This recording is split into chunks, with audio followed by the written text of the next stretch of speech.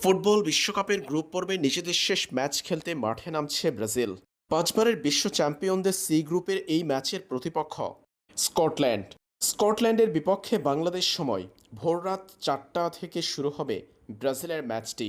এর আগে মরক্কোর বিপক্ষে 1-1 গোলে ড্র করলেও হাইতিকে 3-0 গোলে বিধ্বস্ত করে এবারের বিশ্বকাপের নকআউট পর্বে এক পা দিয়ে ফেলেছে সেলেসাওরা।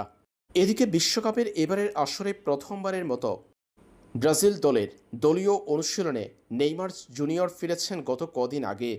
স্কটল্যান্ডের বিপক্ষে তার ব্রাজিলের একাদশে থাকার কথা আগেই জানিয়েছিলেন কার্লো আনচেলত্তি। তবে ব্রাজিলের ম্যাচ যখন মাঠে গড়াতে আর কয়েক ঘন্টা বাকি, তখনই কিনা নেইমারকে নিয়ে এলো দুঃসংবাদ। তারকা ব্রাজিলিয়ান এই ফরওয়ার্ডকে নিয়ে যে খবর এলো, সেটা অস্বস্তির ব্রাজিল ভক্তদের জন্য। দুশ্চিন্তায় ভক্তরা। জানা গেছে স্কটল্যান্ডের বিপক্ষে নেইমার জুনিয়রকে দেখা যাবে না শুরুর একাদশে। ম্যাচের অবস্থা বিবেচনা করে কার্লো আনচেলত্তি দ্বিতীয়ার্ধে বদলি ফুটবলার হিসেবে মাঠে নামাবেন নেইমার জুনিয়রকে।